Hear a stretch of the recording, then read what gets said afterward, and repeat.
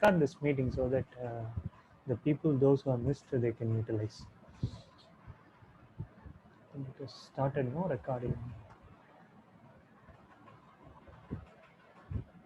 Okay.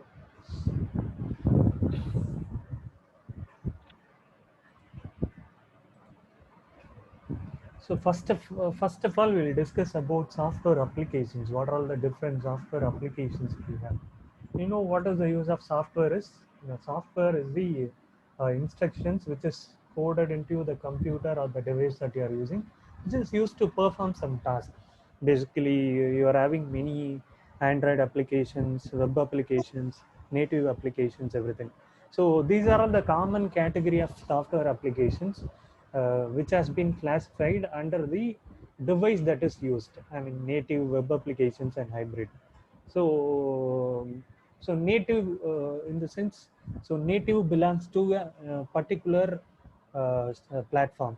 I mean, it is designed in such a way that it will work only on the platform where it is designed. For example, Android application, that is, you are downloading all the Android applications from your Play Store, which is having the extension called APK, right? So which was developed only for Android.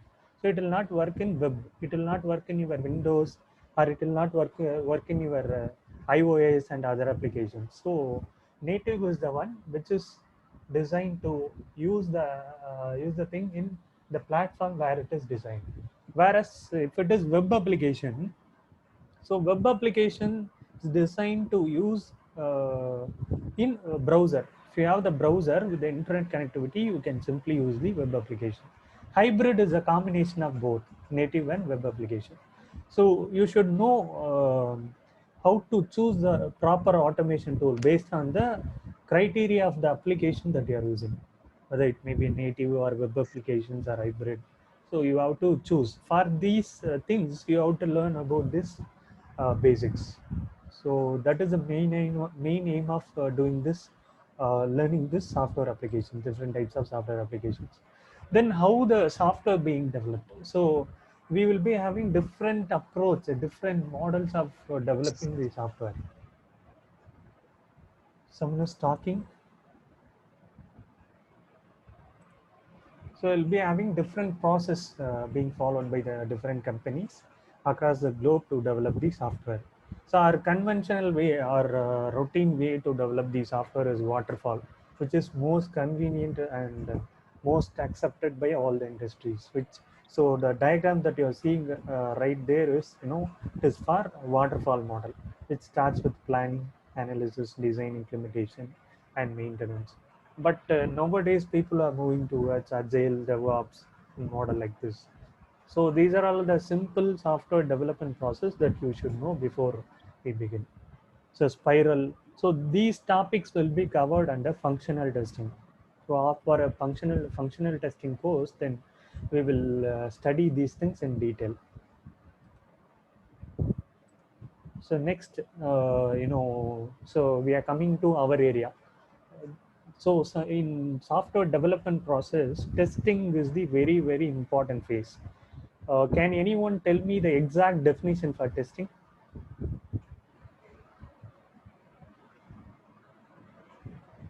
Hari, Aishwarya, Malar.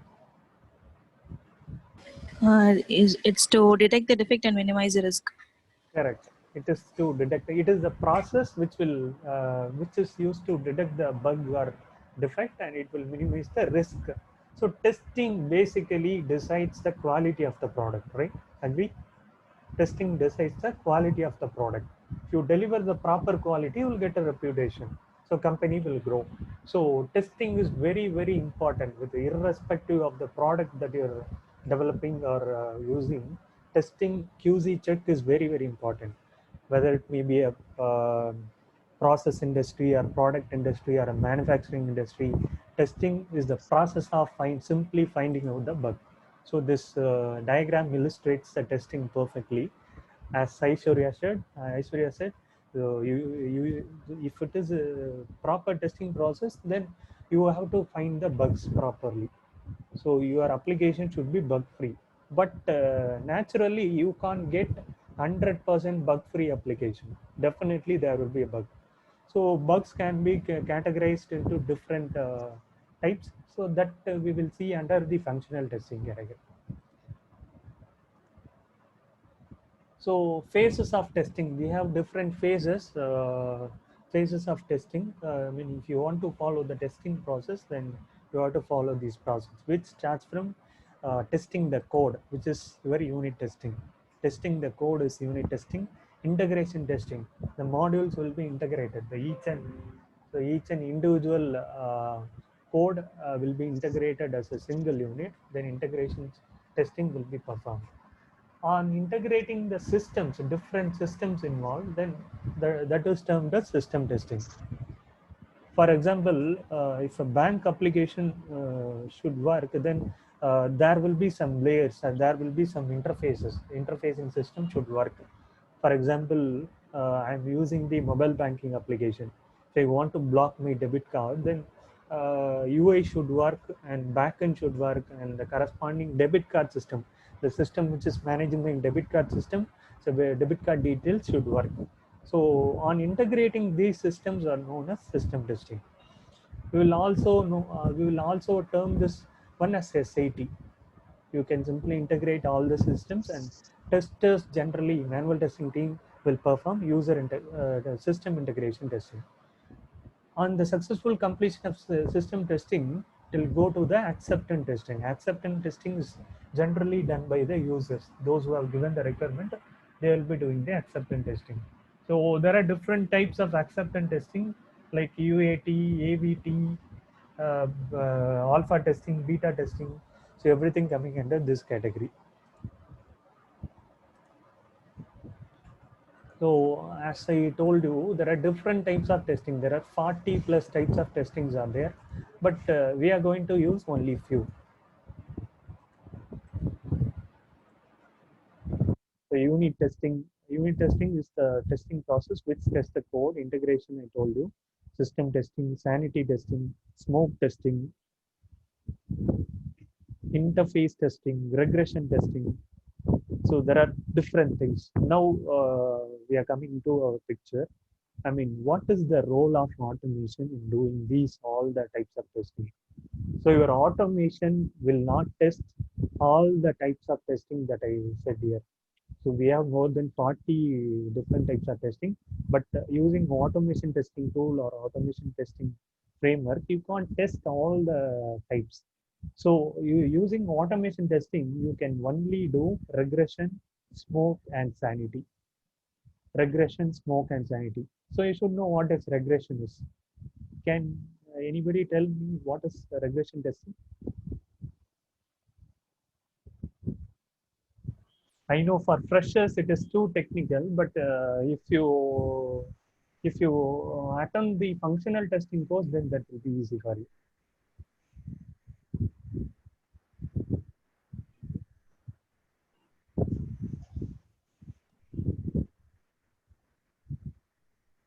No answers for regression testing. So main aim of using automation is on the area of regression, doing regression. What is regression? There are some experts like Aishwarya, Hari can answer.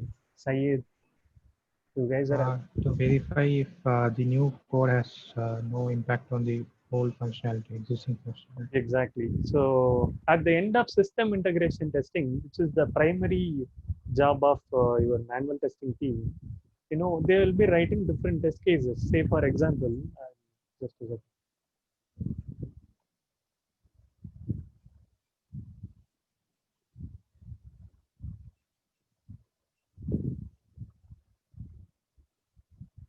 So my notepad is visible, no, to everyone. Yes. Yeah. So main role of manual testing team is to do the SIT. What is SIT? System integration testing. After integrating all the test systems, you will test it. So for this, they will write the test cases. For example, they have written 100 test cases. They have written 100 test cases. Out of 100, say for example, I found 5 bugs. Manual testing teams has found 5 bugs. Because of this five bug, 5 cases have been failed. So remaining will be passed, right? So these are all the past test cases. So how many failed? 5. So uh, 5 test cases have been failed due to the 5 bugs. So what testers will do is they will notify the developers on the bugs they detected. So what they will do, they will do a fix. Simply they will do a code fix, and code fix will be deployed again. So what manual testing team will do is they will test only the 5 failed test cases, and then they will close the SIT. But what is happening at the back end, they are doing a major code change. For example, they are doing mild or major code change, whatever it may be. If they given the code fix, that should not affect the remaining test cases which was passed already. 95 cases have been passed already. Because of the bug fix they have given, developers have given, it should not impact your past test cases. In order to ensure this activity, I have to spend, I have to test again all the 95 cases. But it is again time consuming. For example, if I'm taking 5 days to do all these test cases, again to retest also it will take 5 days.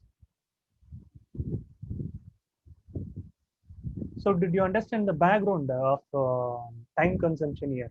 So you have spent 5 days already on testing past and failed test cases, and also defect fix was given. You have tested the failed test cases, and then you have tested only the cases which was failed. But due to the bug fix, there should not be any impact in the cases which was already passed. So in order to ensure, you have to test all the 100. If you want to test all the 100, again it will take 5 more days, right? So totally the length of the testing process becomes 10 days. So in order to reduce this phase, this retesting phase is known as regression. Upon bug fix, you are trying to retest the functionalities which were working fine before. That is known as regression testing. It may be because of bug fix, or it may be because of intermediate requirement given, or there is a feature change, there is a requirement level change. Whatever it may be, whenever developers makes a change in the code which was working earlier, so you have to retest everything again. What developers, what regression testers will do is they will not test again, they will not test all the 100. Instead, they will have a regression suite. So regression suite is the one which covers the major functionalities of the application, which covers the major cases. For example, 80% of the cases. So for 100 cases, what will be the 80%? Which is 80 test cases. Again, they will run. So 80 test cases, if you want to execute in manual, again, it will take minimum 4 to 5 days. So this activity can be automated using different automation tools that we are going to see. So clear with this? Anyone is having doubt?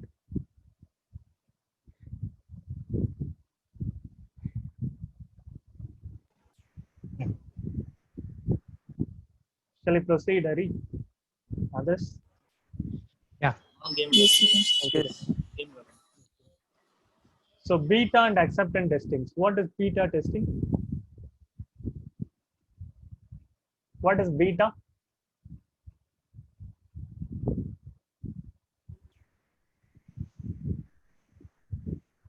இதெல்லாம் நம்ம real டைம்லயே face பண்ணுவோம். There are beta versions of your application. Like to allow a specific amount of users to test the application exactly first. correct. So it allows you so specific users to test the code which was not actually went to the production. It is something like pre-production. For example, if they added some features, for example, WhatsApp, in some countries they have implemented WhatsApp payment, but in India they are still under beta testing. If you are a beta user for a WhatsApp, then there will be a special feature for transferring your fund. But whereas in live users, you cannot see that functionality. That is beta. There are different categories like alpha, beta. There is no gamma. So I have told you the answer. Why automation testing? That is first aim of doing automation testing is to reduce the time consumption, and it is very fast and it is reliable and you can reuse. So first and foremost thing to reduce the time, because we have if you implement the given example I told you, no, if you implement automation testing in this area, you can save 5 days, right? So that is the main aim of using automation testing. Also, it improves the quality of testing. If it is human, if the application is tested by human, there will be a human error. In case of automation bots, then there will not be any human error. And it is obviously with the script that you are writing, the quality of the script that I agree. And then, so regression testing, it is used to do regression testing. Smoke testing. What is smoke? Can anybody tell me what is smoke? Smoke na என்ன?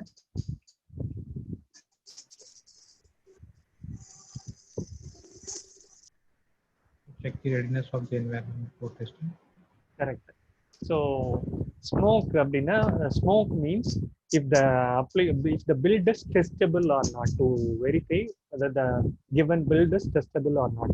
So once the developer completes the development, he will put the thing into SIT environment or the test environment. That should be testable. In order to verify that thing, that is called as smoke testing. Then sanity. Sanity is the one which covers the main functionality. Major functionality should work fine. To verify the main functionality or major functionality of the application, they are doing sanity testing. For all the three things, you can implement automation testing. Of course, it will faster your test if the time would both the points are similar. So easy reporting, you can get the report everything. Otherwise, if you are testing it manually, then you have to go and ask each and every individual to get the. So the meeting will be end in 10 minutes. I will please try to reconnect. Okay. If it disconnected, please guys, please try to reconnect. Told you know there is a free version. So go till 40 minutes.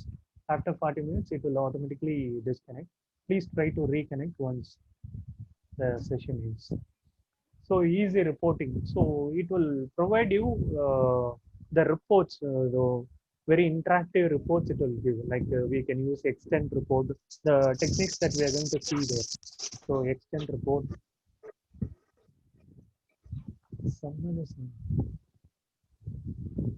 So you can easily report the things. Coverage of automation testing, of course, it is very high compared to manual testing.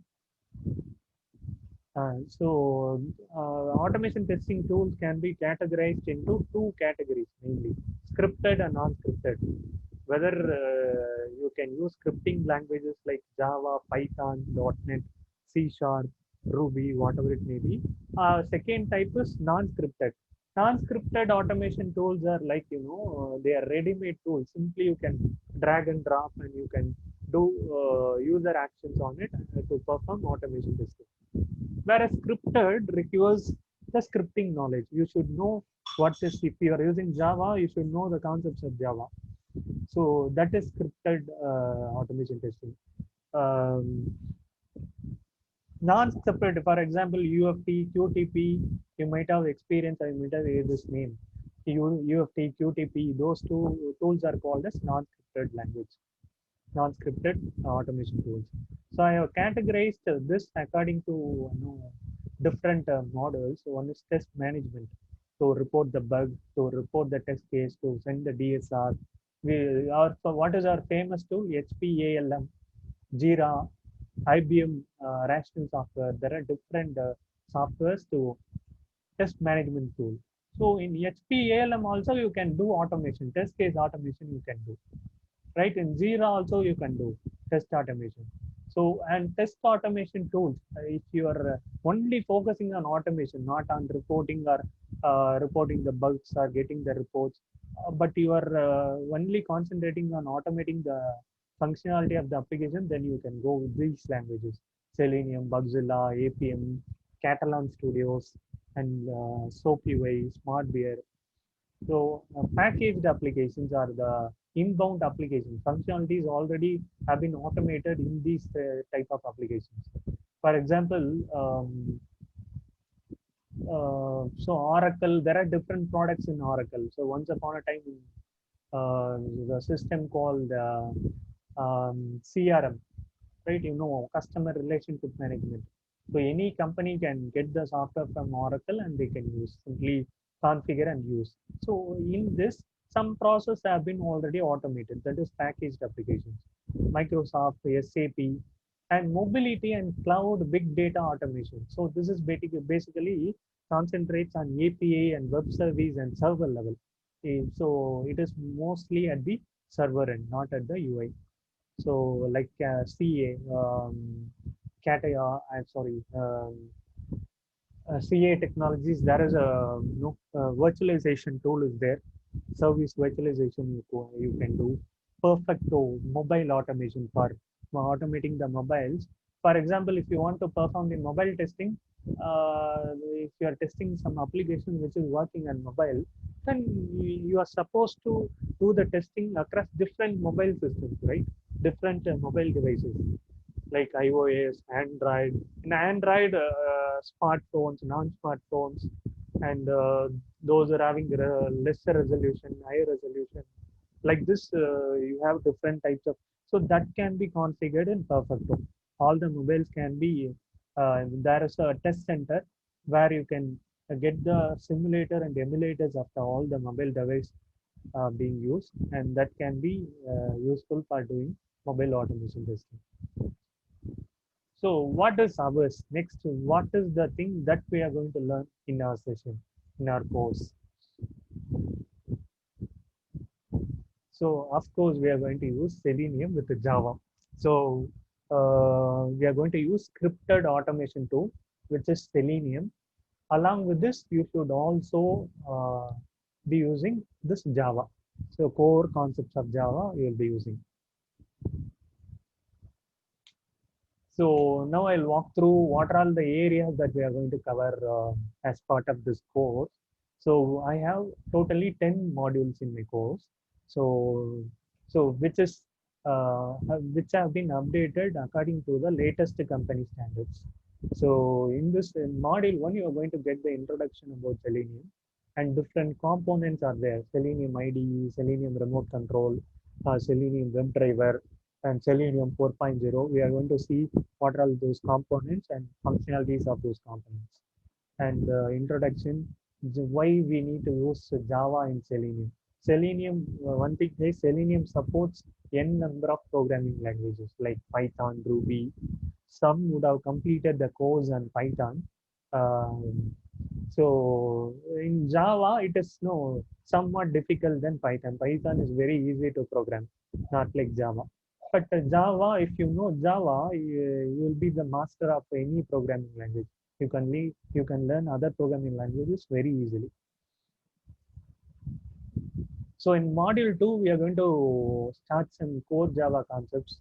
So like OOPS concepts, we are going to study what is class, what is object, and how to install Java, what is JDK, JRE, JVM, what is variable, what are the different types of variable we are using, what is data type, different data types, primitive, non-primitive, what are all Java methods, what is static, non-static, and loops and conditional statements, access and non-access modifiers.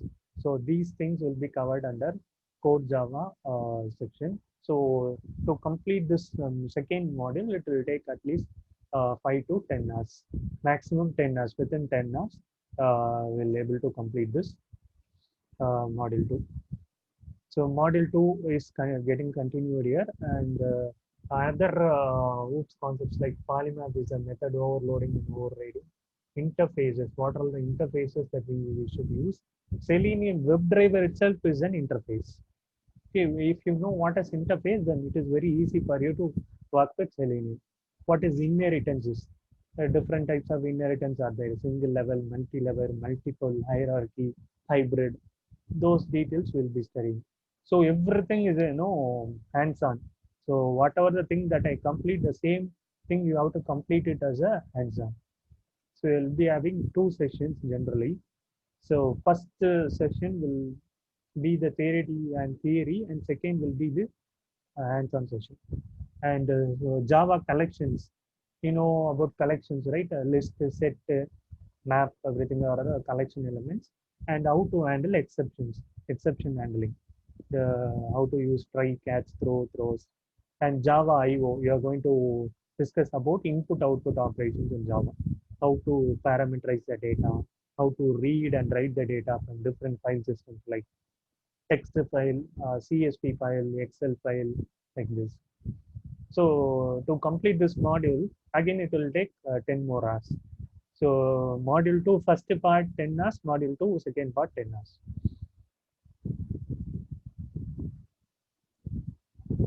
So next coming to introduction to HTML. You know what is HTML is. So here you will get a chance to learn about the different components being used in HTML. And at the end of this session, at the end of this module, you'll be able to design a simple web page.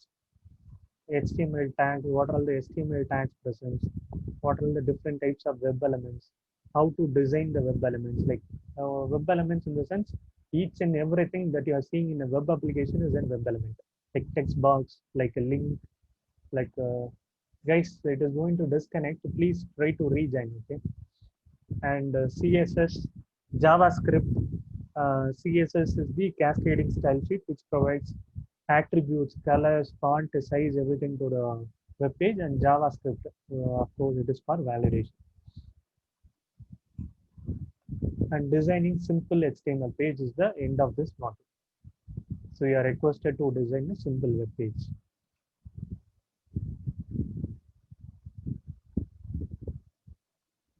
Any doubts so far?